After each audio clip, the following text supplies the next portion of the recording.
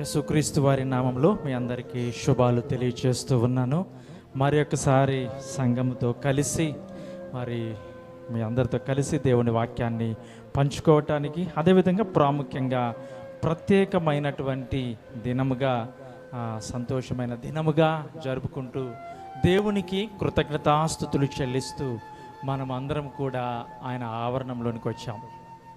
నిజంగా దేవుని బిడ్డలుగా, దేవుని ప్రజలుగా, దేవుడు సంఘంలో ఉన్న ప్రతి కుటుంబాన్ని, మీ యొక్క పాస్టర్ గారు, పాస్టరమ్మ గారు లేదా దైవజనులు, వారు కూడా మీ సంఘంలో ఒక కుటుంబ సభ్యులే. కాబట్టి ఆ కుటుంబం అంతా కలిసి దేవుణ్ణి మహిమపరచడానికి, దేవుణ్ణి గణపరచడానికి ఇచ్చిన సమయాన్ని బట్టి మొదటిగా నేను దేవునికి వందనాలు చెల్లిస్తూ ఉన్నాను. ప్రత్యేకంగా ఈ దినము దేవుడు వినోద్ బ్రదర్ దగ్గర బైబిల్ ఉన్నాయి కదా, ఒకసారి తీస్తారా? మీ దగ్గర బైబిల్ తెరిచి పరిశుద్ధ గ్రంథంలో నుండి ఎఫెసీయులకు రాసిన పత్రిక 5వ అధ్యాయము 22 నుంచి 27 వచనాలు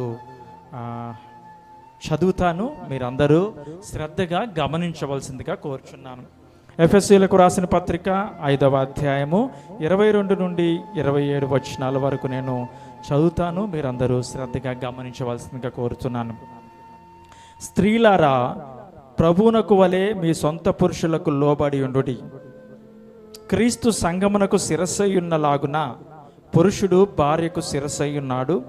క్రీస్తే శరీరమునకు రక్షకుడై ఉన్నాడు. సంఘము క్రీస్తునకు లోబడినట్లుగా భార్యలు కూడా ప్రతి విషయములోనూ తమ పురుషులకు లోబడవలెను. పురుషులారా, మీరును మీ భార్యలను ప్రేమించుడి. అటువలే క్రీస్తు కూడా సంఘమును ప్రేమించి అది కలంకమైనను ముడత అయినను అట్టిది ఏదైనను లేక పరిశుద్ధమైనది గాను నిర్దోషమైనది గాను మహిమ గల సంఘము గాను ఆయన తన ఎదుట దానిని నిలవబెట్టుకొనవలనని వాక్యముతో ఉదక స్నానము చేత దానిని పవిత్రపరిచి పరిశుద్ధపరచుటకై దాని కొరకు తన్ను తాను అప్పగించుకొనెను. ఒక్క నిమిషం ప్రార్థన చేద్దాం. దయగలిగినటువంటి మా దేవ, కృపగలిగిన తండ్రి, మీకు వందనాలు.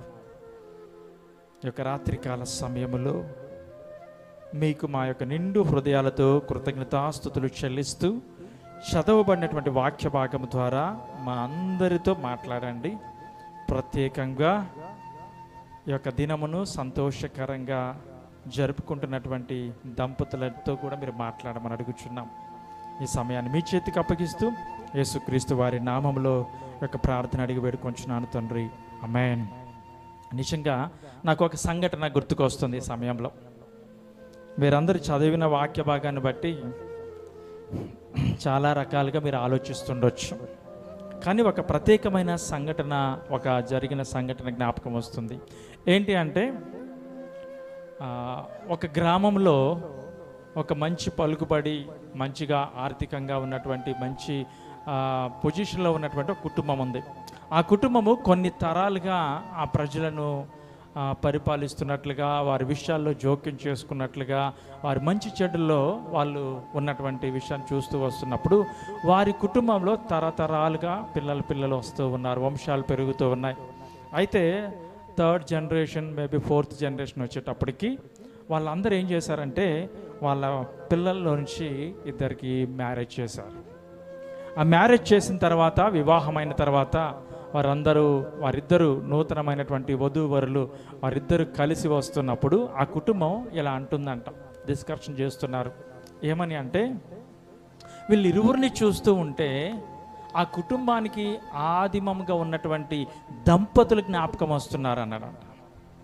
ఈ కుటుంబానికి ఆదిమంగా ఉన్నటువంటి ముత్తాతలరా, మన తాతలు లాగున్నారా వీళ్ళిద్దరూ, అలాంటి ఆ విధంగా వాళ్ళు ఆలోచిస్తూ వాళ్ళని జ్ఞాపకం చేసుకుంటూ వస్తూ ఉన్నారు. అయితే ఈరోజు చదవబడిన వాక్య భాగాన్ని గమనించినప్పుడు, అసలు ఇక్కడ మిమ్మల్ని అందరినీ కూడా గమనించినప్పుడు, నిజంగా వివాహ జీవితంలో దేవుడు ఆ నూతనమైన సంవత్సరానికి నడిపించినప్పుడు ఏదో వాళ్ళిద్దరు కలిసి కేక్ తెచ్చుకొని కట్ చేసుకొని ఎంజాయ్ చేస్తారేమో అని మనకు తెలుసు. కానీ చాలా విలువగా దేవుణ్ణి మహిమపరచడానికి వీరందరూ సంఘముగా కూడి వచ్చి దేవుణ్ణి గణపరుస్తున్న విధానాన్ని చూస్తున్నప్పుడు వాక్య భాగంలో నుండి ఈ దినము మనము భార్యాభర్తల సంబంధము సంఘానికి ప్రతిబింబము. భార్యాభర్తల సంబంధము సంఘానికి ప్రతిబింబము అనేటువంటి ప్రాముఖ్యమైన విషయాలని మనం ఈ యొక్క సమయంలో ధ్యానం చేసుకుందాం. ఈ యొక్క దినమున నూతనముగా మన ముందున్నటువంటి దంపతులు మాత్రమే కాక ఇక్కడ అందరం కూడా చాలామంది కుటుంబీకులుగా ఉన్నాం. ఈ యొక్క వర్తమానము వారిరువురికి మాత్రమే కాదు, సంఘముగా ఉన్నటువంటి మనము, దేవుని యొక్క కృప ద్వారా కుటుంబాలుగా కట్టబడినటువంటి మనము, దేవుని యొక్క ఉద్దేశం ఏంటి, సంఘముగా ప్రతిబింబించటానికి, క్రీస్తు యొక్క స్వారూప్యతలో ఎదగటానికి దేవుడు భార్యాభర్తల యొక్క సంబంధాన్ని ఎందుకు ఏర్పాటు చేశాడు, దానిలో ఉన్నటువంటి ప్రాముఖ్యతను గుర్తిస్తూ దేవుని వాక్యానికి మనం విధేయత చూపుతూ మన జీవితాల్లో దేవుణ్ణి స్తుతిస్తూ ఆరాధించడానికి మనం ప్రయత్నం చేద్దాం. భార్యాభర్తల సంబంధము సంఘానికి ప్రతిబింబము. ఇక్కడ చూస్తే 22 నుండి 24 వచనాలు ఒకసారి గమనిద్దాం. స్త్రీలారా, ప్రభువునకు వలె మీ సొంత పురుషులకు లోబడి ఉండుడి. క్రీస్తు సంఘమునకు శిరస్సయ్యున్న లాగున పురుషుడు భార్యకు శిరస్సయ్యున్నాడు. క్రీస్తే శరీరమునకు రక్షకుడై ఉన్నాడు. సంఘము క్రీస్తునకు లోబడినట్టుగా భార్యలు కూడా ప్రతి విషయంలోనూ తమ పురుషులకు లోబడవలెను. ఒక కుటుంబ వ్యవస్థ గురించి ఇక్కడ మాట్లాడుతూ వస్తూ ఉన్నాడు. ఇద్దరు భార్యాభర్తల గురించి మాట్లాడుతూ వస్తూ ఉన్నాడు. ఆ ఇరువురిని మాట్లాడుతూ చాలా స్పష్టంగా సంఘానికి ప్రతిబింబంగా ఉన్నారనే ఉద్దేశాన్ని చాలా క్లుప్తంగా చెప్తూ ఉన్నాడు. చాలా ఖచ్చితంగా ఆయన ఇక్కడ మెన్షన్ చేస్తూ మాట్లాడుతారు. క్రీస్తు సంఘమునకు శిరస్సయ్యున్న లాగున పురుషుడు భార్యకు శిరస్సయ్యున్నాడు. కాబట్టి స్త్రీలారా, ప్రభువునకు లోబడినట్లుగా మీ సొంత పురుషులకు కూడా లోబడి ఉండాలని చెప్తూ ఉన్నాడు. ఈ మాటలను గమనిస్తున్నప్పుడు భార్యాభర్తల సంబంధము సంఘానికి ప్రతిబింబం ఎలాగా అంటే, సంఘము క్రీస్తుకు లోబడినట్లుగా భార్యాభర్తలు లోబడాలి అనే విషయాన్ని ప్రాముఖ్యంగా మనం అర్థం చేసుకోవచ్చు. సంఘము క్రీస్తునకు లోబడినట్లుగా భార్యాభర్తలు లోబడాలి. అసలు ఈ భార్యాభర్తలు అన్నటువంటి ఈ యొక్క విధానం ఎక్కడి నుంచి వచ్చింది? ఆదిమ సంఘములో వచ్చిందా? లేదు. దేవుడు తన ప్రణాళికలో, తన ఉద్దేశములో తను సృష్టించాలన్నంత సృష్టిని సృష్టించిన తర్వాత ఆ సృష్టిని పరిపాలించటానికి, సృష్టి మీద ఆధిపత్యం చేయటానికి, సృష్టిని అనుభవించటానికి దేవుడు తన ఒక గొప్ప ప్రణాళికను ఏర్పాటు చేశాడు. దేవుడు మానవుని సృష్టించాడు. ఎందుకు సృష్టించాడు అంటే మనకు తెలుసు, ఆయనను మహిమపరచడానికి, ఆయనని ఘనపరచడానికి. అవును, దేవుడు సృష్టించుకున్నాడు. సరే, వాళ్ళు సృష్టించినటువంటి వ్యక్తులు వెళ్ళి డైరెక్ట్గా దేవుని ఘనపరచవచ్చు, దేవుని స్తుతించవచ్చు. కానీ దేవుడు ఆయన సెల్ఫిష్ కాదు. దేవుడు ఆయన అందరినీ ప్రేమిస్తున్న వ్యక్తిగా దేవుని యొక్క సంకల్పములో కుటుంబం ఉన్నది. ఆ కుటుంబంలోనే తన సంఘాన్ని ఆయన చూస్తూ వస్తున్నాడన్న విషయాన్ని మనం మర్చిపోవద్దు. ఈరోజు ఎందుకు సంఘంగా ఇక్కడ చేరి ఉన్నారంటే, అది ఆయన బిడ్డలుగా మీరు చేరి ఉన్నారు. దేవుని యొక్క ఎన్నికలో, దేవుని యొక్క ప్రణాళికలో ప్రత్యేకించబడిన వారిగా ఆయన కుటుంబముగా మీరు ఇక్కడ చేరి దేవుడు చేసిన కార్యాన్ని గణపరుస్తూ దేవుని మాటకు విధేయత చూపుతూ వస్తున్న మనము ఆలోచిస్తే ఈ కుటుంబానికి ఫౌండేషను ఆదికాండంలోనే ప్రారంభమైంది. చూద్దాం. ఆదికాండము 2వ అధ్యాయము 24వ వచనాన్ని ఒకసారి చూద్దాం. ఆదికాండము 2వ అధ్యాయము 24వ వచనాన్ని ఒకసారి గమనిద్దాం.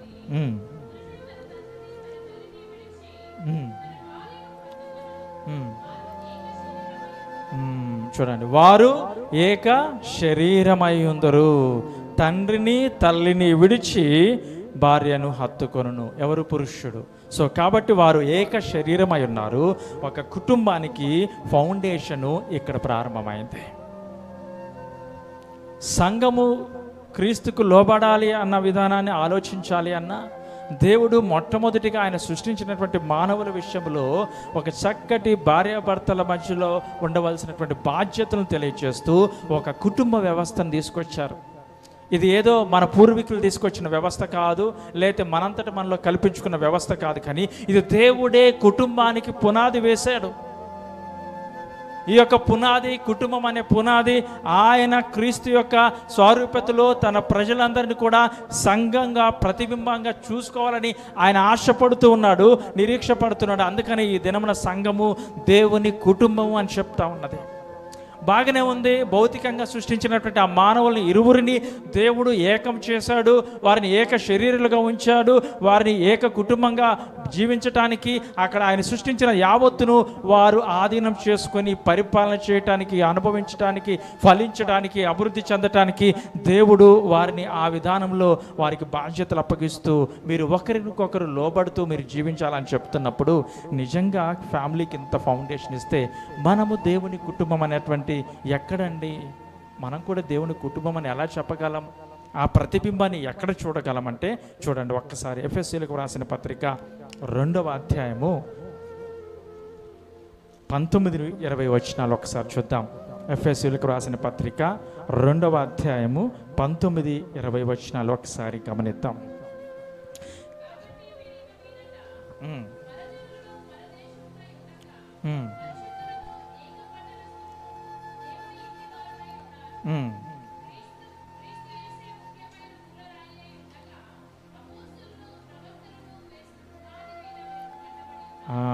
అపోస్తులను, ప్రవక్తలు వేసిన పునాది మీద కట్టబడి ఉన్నారు. ఇలా కట్టబడటానికి కారణం ఏంటంటే మీరిక మీదట పరజనులను, పరదేశులను కారు, పరిశుద్ధులతో ఏక పట్టణములను దేవుని ఇంటివారై ఉన్నారు. మనమందరము దేవుని ఇంటివారము, దేవుని ప్రజలము, దేవుని కుటుంబములో ఆయన పిల్లలము. ఆయన శిరస్సుగా మనకున్నాడు, ఆయన తండ్రిగా మనకున్నాడు. మనకు సంరక్షించడానికి, పోషించడానికి, మన జీవితాల్లో మన ప్రతి అవసరతలో ఆయన తన సహాయాన్ని చేసి మనల్ని నడిపించడానికి ఆయన శిరస్సుగా, ఆయన యొక్క ఆ సంఘానికి శిరస్సుగా ఉంటే ఆయన కుటుంబంలో పిల్లలుగా మనల్ని ఆహ్వానించాడు. కాబట్టి ఇక్కడ అన్యజనుల మధ్యను, యూదుల మధ్యలో ఉన్నటువంటి భేదాభిప్రాయాలన్నిటిని కూడా ఈ అధ్యాయంలో మీరు గమనిస్తే ఆయన అన్నిటినీ కొట్టివేశాడు. శిలువ రక్తము ద్వారా, ఆయన శిలువ కార్యము ద్వారా, తన రక్తము చిందించడం ద్వారా వారి ఇరువురు మధ్యలో ఉన్నటువంటి ప్రతిబంధకాలను తీసివేశాడు. ఒకటి ఆచార సంబంధమైన బంధకాలలో వారి ఇరువురు మధ్యలో అనేక భేదాభిప్రాయాలు ఉన్నప్పటికీ వాటిని ఆ శిలువ కార్యం ద్వారా కొట్టివేశాడు. మీరు అన్యజనులు కాదు, పరదేశులు కాదు, మనమందరం కూడా పరిశుద్ధులము, ఏకపట్టస్తులో భాగమై ఉన్నటువంటి వారు, మనం క్రీస్తు సంఘములో దేవుని ఇంటి వారమై అని చెప్తా ఉన్నాడు. అంత మాత్రమే కాదు, భౌతికమైనటువంటి సంబంధాల్లో మాత్రమే భేదాభిప్రాయం తొలగించలేదు, దేవునికి మనకు మధ్య ఉన్నటువంటి ఆ భేదాన్ని కూడా తొలగించినటువంటిది ఆ క్రీస్తు అని మనం జ్ఞాపకం చేసుకోవాలి. సో కాబట్టి మన యొక్క పాపముల నిమిత్తము ఆయన సిలువలో ప్రాణం చేసి ఆయన త్యాగాన్ని అర్పించి మనకును దేవునికి మధ్య ఉన్నటువంటి ఆ విభేదాన్ని తొలగించి ఆయనతో సమాధానపరిచాడు. ఆయన కుటుంబముగా, ఆయన పిల్లలుగా ఉన్నాము. ఈరోజు మనం అందరం ఎవరు అంటే దేవుని పిల్లలము, దేవుని కుటుంబం మనం. సో కాబట్టి మనము సంఘము క్రీస్తుకు లోబడినట్లుగా దేవుడు మన జీవితాలలో మనకు అప్పగించిన కుటుంబాల్లో కూడా లోబడి ఉండాలి. This is the responsibility. వీరిరువురు మాత్రమే కాదు ఈరోజు దేవునికి లోబడాలి, లేకపోతే వారిరువురికి లోబడి, లేకపోతే వారిరువురు ప్రేమించుకోవటం కాదు, కానీ సంఘమంతా కూడా మనము క్రీస్తుని ఏ విధంగా ప్రేమిస్తున్నామో, దేవుడు నా జీవితంలో ఈ రక్షణ భాగ్యాన్ని ఇచ్చాడు, దేవుడు ఈ జీవితంలో, నా జీవితంలో దేవునితో సమాధానమైనటువంటి ఆ కార్యాన్ని జరిగించాడు, కాబట్టి నన్ను ఆయన కుటుంబంలో, ఆయన పిల్లలుగా దేవుడు నన్ను భావిస్తున్నప్పుడు, నన్ను ఆయన కుటుంబంలో చేర్చుకున్నప్పుడు నేను దేవునికి ఏ విధంగా లోబడుతున్నానో దేవుడు మనకిస్తున్నటువంటి ప్రతి బాధ్యతలో కూడా మనం రెస్పాన్సిబిలిటీ తీసుకోవాలి. ఒకసారి ఆలోచిస్తే ఎఫ్ఎస్సి పత్రిక మొత్తం కూడా గమనించినప్పుడు 2 భాగాలు కనపడతాయండి. 1-3 అధ్యాయాలు ఖచ్చితంగా దేవుడు ఎవరో, ఆయన తన ప్రజల పట్ల ఏ కార్యాన్ని చేశాడో, ఆయన దీవెనలు ఏంటో స్పష్టంగా తెలియజేస్తూ వచ్చాడు. అందరూ సైలెంట్గా కూర్చోండి అమ్మ, వచ్చిన వాళ్ళందరూ.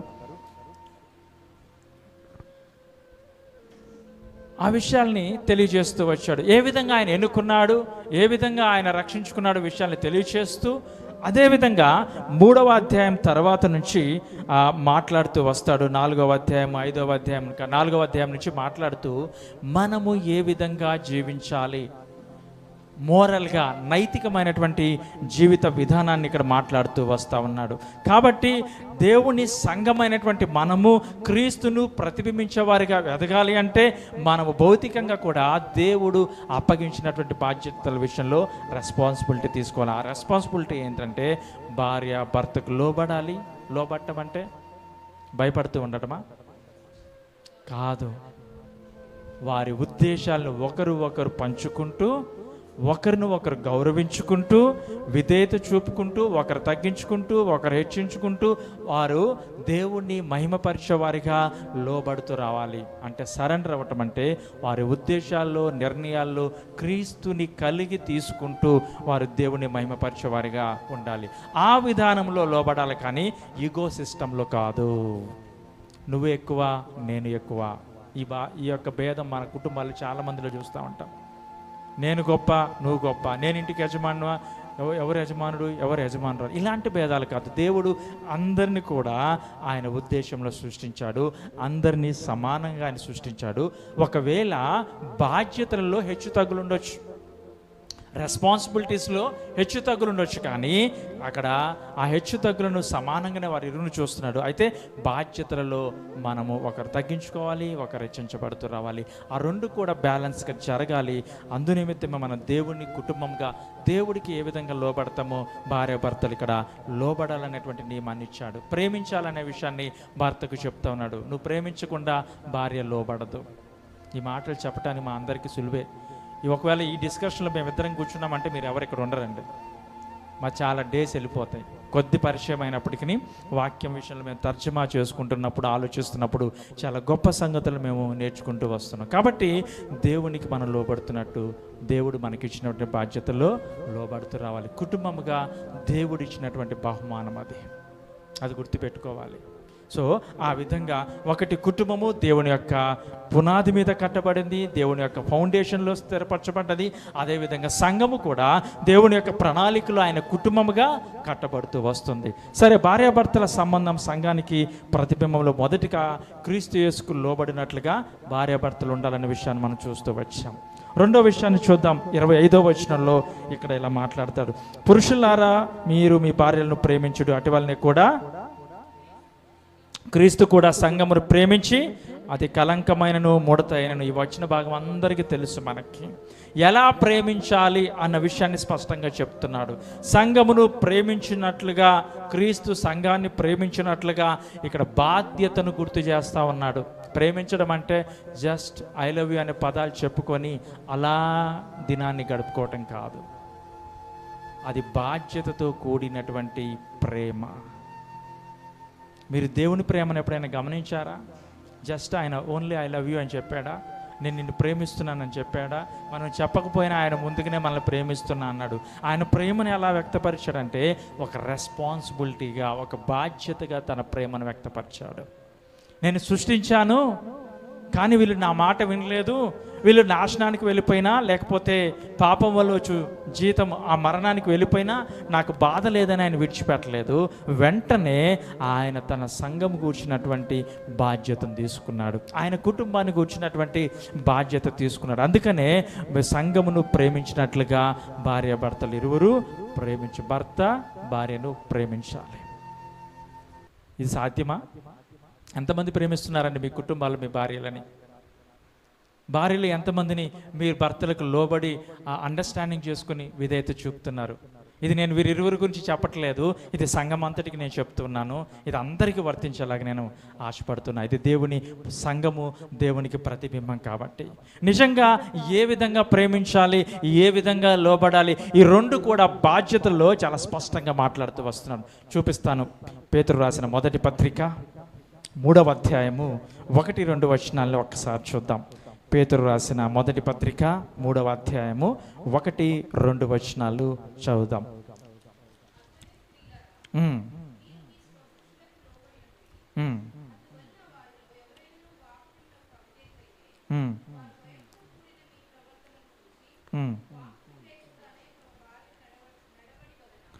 రాబట్టవచ్చును. చాలా స్పష్టంగా ఉంది ఇక్కడ.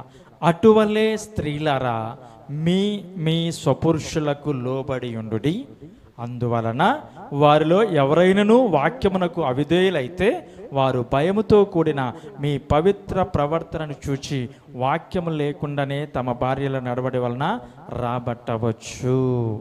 ఇక్కడ మాట్లాడుతున్న విషయాలను ఒకసారి గమనిస్తే,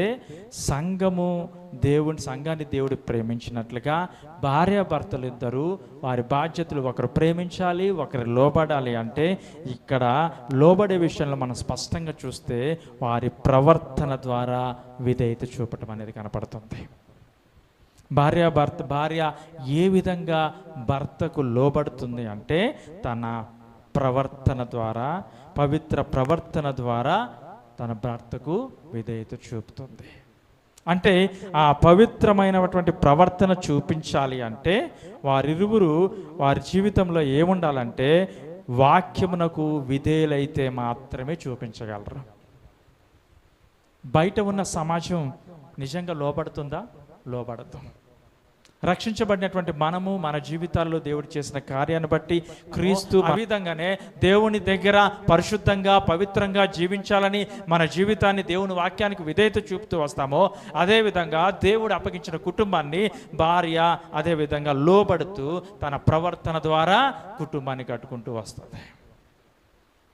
వారు లోబడకుండా కుటుంబాన్ని కట్టబడదు. ఎందుకు లోబడమంటున్నాడంటే కుటుంబం కట్టబడాలి అంటే తను లోబడాలి. తన ప్రవర్తన ద్వారా తన కుటుంబం కట్టబడుతుంది, తన భర్తను కూడా దేవుని వైపు నడిపించవచ్చు. ఈ కాలంలో చాలామంది ఒకరు సంపూర్ణంగా క్రీస్తుని ఎరిగినటువంటి కుటుంబంలో ఉంటున్నారు, ఒకరేమో క్రీస్తుని ఎరగినటువంటి వారి కుటుంబాలు కూడా ఉన్నాయి.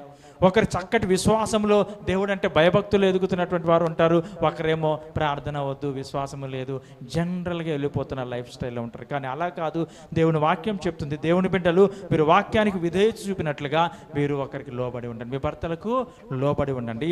అది పరిశుద్ధంగా జీవించటానికి, వారి జీవితాల్లో కూడా మార్పు తీసుకురావటానికి. మీ లోబడుతున్నటువంటి ప్రవర్తన విధానము మీ భర్తల జీవితాల్లో మార్పు తీసుకొస్తుంది. ఇది చాలా ఇంపార్టెంట్. దీనికి చాలా ఓపిక కలిగి ఉండాల్సిన బాధ్యత ఉన్నది. దేవుడు మన జీవితాల్లో కార్యం చేయటానికి మనం ఎంత విధేయత చూపుతూ వెయిట్ చేయాలో, ఎంత సమయాన్ని దేవుడు చేసేంత వరకు, ఆ కార్యాన్ని అనుభవించేంత వరకు, పొందుకునేంత వరకు మనం ఆయన దగ్గర కనిపెడుతూ విధేయత చూపుతూ ఉండాలో, అదేవిధంగా కుటుంబంలో ఆ బాధ్యతలో కూడా ఆ విధేయతను చూపుతూ రావాలి.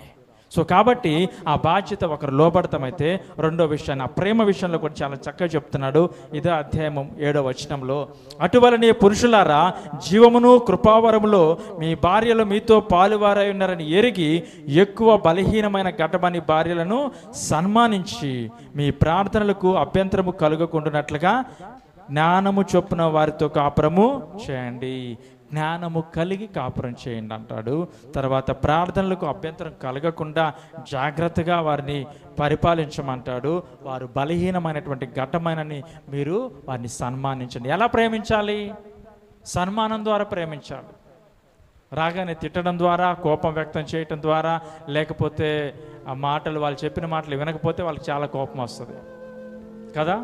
సో వాళ్ళు చెప్తున్నప్పుడు ఖచ్చితంగా అన్ని ఫోన్స్, మొబైల్స్ అన్ని పక్కన పడేసి వాళ్ళు చెప్తున్న మాటలన్నీ వింటూ వాళ్ళకు మనం ప్రేమిస్తే వాళ్ళు మనకు లోబడతారు, లేకపోతే లోబడరు. అయితే ఇక్కడ మనం ఏంటంటే జీవమును కృపావరములో మీ భార్యలు మీతో పాలువారై ఉన్నారని ఎరిగి, చూడండి, దేవుని యొక్క రక్షణ కార్యములో మీరు మీ కుటుంబం ఉన్నారని ఎరిగి, దేవుని బిడ్డలుగా మీరు ఒకటై ఉన్నారని ఎరిగి బలహీనమైనటువంటి స్త్రీలను మీరు మీ భార్యలను ప్రేమించండి. ఎలాగంటే సన్మానించండి. చాలా కుటుంబాలలో గౌరవించడం తెలియదు, సన్మానించడం తెలియదు, విధేయత చూపడం తెలియదు. కానీ మీకు తెలుసా, మీరు ఏ మాట చెప్తే మీ భార్యలు సంతోషపడతారో మీకు తెలిసి ఉండాలి. భర్తలకి భార్యలకు తెలిసి ఉండాలి ఏ విధంగా వాళ్ళతో ఉంటే వాళ్ళు చక్కగా మన మాట వింటారు, చక్కగా షాపింగ్ మాల్ అన్ని కొనిస్తారో మీకు ఐడియా ఉండాలి. ఈ రెండు లేకుండా ఈ లోబడటం జరగదు, ప్రేమించడం జరగదు, ఈ బాధ్యత సంపూర్ణం కాదు. కానీ క్రీస్తు సంఘాన్ని ఆయన చాలా ప్రాముఖ్యంగా ప్రేమించాడండి. అసలు నిజంగా దేవుడు ఆయన సంఘాన్ని ఎలా ప్రేమించాడో ఈ సమయంలో ఒక్కసారి ఆలోచన చేద్దాం. ఇదే పేతురు రాసిన పత్రిక 1వ అధ్యాయం 15-16 వచనంలో చూద్దాం. చాలా స్పష్టంగా ఉన్నది. ఆయన ప్రేమలో చాలా స్పష్టమైన విషయాన్ని ఇక్కడ తెలియజేస్తూ ఉన్నాడు. 14-16 వచనాలు ఇక్కడ కలిసి ఉన్నాయి, నేను చదువుతాను. నేను పరిశుద్ధుడనై ఉన్నాను గనుక మీరును పరిశుద్ధులై ఉండుడని వ్రాయబడి ఉన్నది కాగా, మీరు విధేయులకు పిల్లలై మీ పూర్వపు అజ్ఞాన దశలో మీకుండిన ఆశలను అనుసరించి ప్రవర్తింపక, మిమ్మల్ని పిలిచిన వాడు పరిశుద్ధుడై ఉన్న ప్రకారము మీరును సమస్త ప్రవర్తన యందు పరిశుద్ధులయ్యుండుడి. పూర్వపు అజ్ఞాన దశలో మీకుండిన ఆశలను అనుసరించి ప్రవర్తింపక. ఎలా బాధ్యతలను మనం నెరవేర్చాలంటే పాత వాటిని తవ్వుకుంటూ కాదు. పాస్ట్ ఈజ్ పాస్ట్, గతం గడిచిపోయింది. కానీ వాటన్నిటినీ విడిచిపెట్టి మీరు దేవునికి విధేయులకు పిల్లలై ఉన్నారని జ్ఞాపకం చేసుకోండి.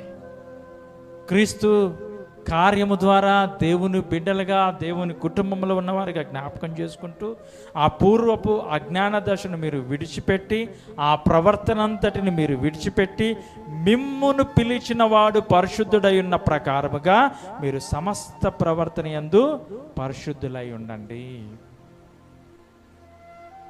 ఆ విధానములో మన బాధ్యతలు ఇరువురు చేయాలి. అది ప్రేమించినా లోబడినా. ఆ పరిశుద్ధత మన జీవితం ద్వారా, ప్రవర్తన జీవితం ద్వారా క్రీస్తును ప్రతిబింబించగలగాలి. దేవుడు ఇచ్చినటువంటి ఆ కుటుంబాన్ని, ఆ కుటుంబంగా దేవుడు నీకు ఇచ్చినటువంటి ఆ దీవెనకరమైనటువంటి ఆ యొక్క బహుమానాన్ని, ఆ కుటుంబ వ్యవస్థను నీ చేతికి అప్పగించినప్పుడు అది దేవుని మాటకు విధేయత చూపుతూ మనము ప్రేమించాలి, విధేయత చూపుతూ రావాలి. క్రీస్తు ఆ విధంగా ఉండటానికి పిలుపునిచ్చాడు భార్యాభర్తలుగా, ఒక కుటుంబంగా. కాబట్టి ఆయన ప్రేమ ఎంతో ఉన్నతమైనది. ఏంటి ఆయన ప్రేమ అంటే? పిలిపిలకు రాసిన పత్రిక 2వ అధ్యాయము 5-8 వచనాల్లో ఆయన విధేయత కనపడుతుంది, ఆయన యొక్క ప్రేమ కనపడుతుంది, ఆయన యొక్క ఏ విధంగా లోబడ్డాడో చాలా స్పష్టంగా ఇక్కడ కనపడుతుంది. క్రీస్తు యేసునకు కలిగిన ఈ మనసును మీరు కలిగి ఉండండి. ప్రతి భార్యాభర్త, ప్రతి కుటుంబము క్రీస్తు యేసునకు కలిగిన మనసు కలిగి ఉండాలి. ఈ సమయంలో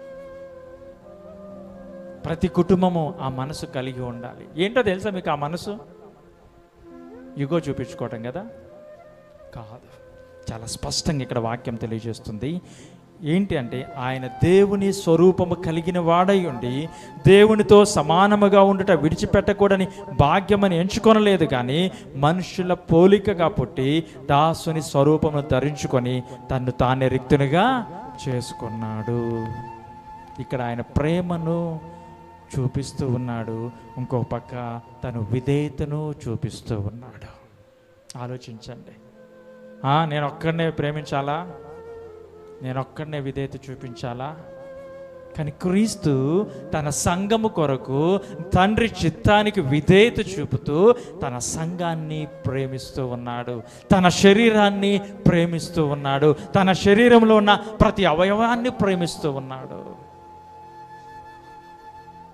ఎలా ప్రేమిస్తున్నాడంటే తన తండ్రి చిత్తానికి విధేయత చూపుతూ ప్రేమిస్తున్నాడు. మనకు ఆ భాగ్యం ఉందండి.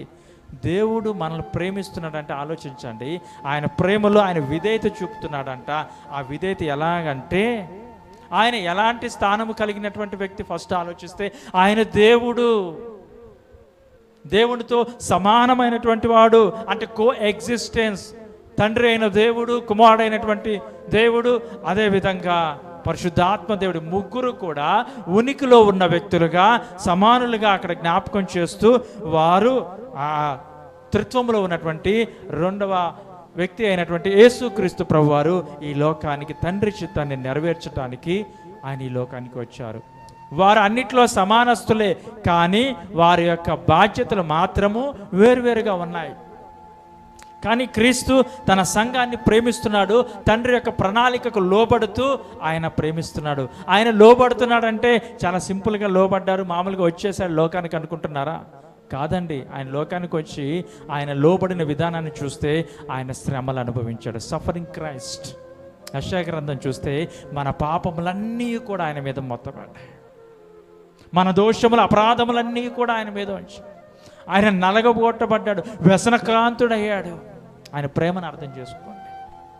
ఆ విధేయతలో ఆయన ప్రేమ చూపిస్తూ ఉన్నాడు.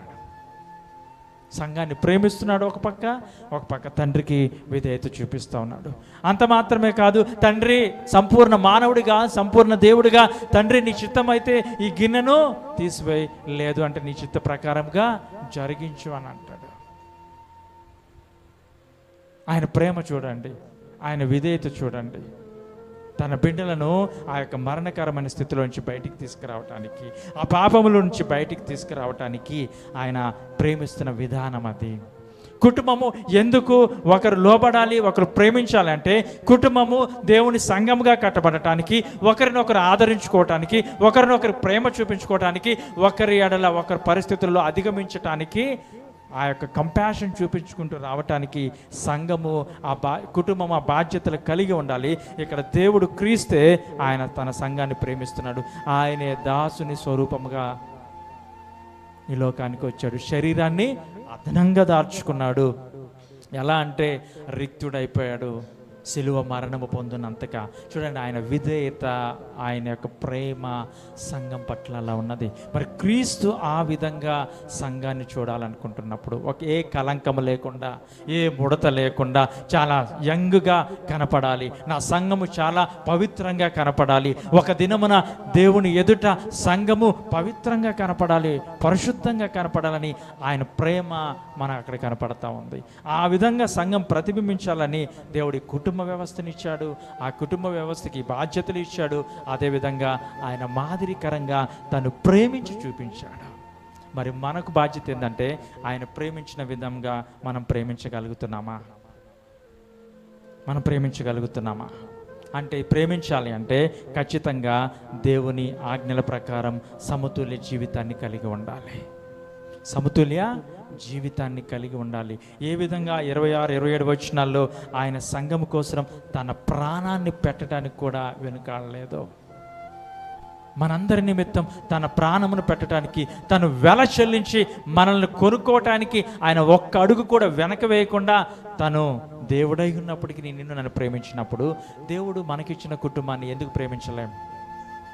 ఎందుకు ఆ రెస్పాన్సిబిలిటీ తీసుకోలేం? ఎందుకు ఒకరికొకరు తగ్గించుకోలేం?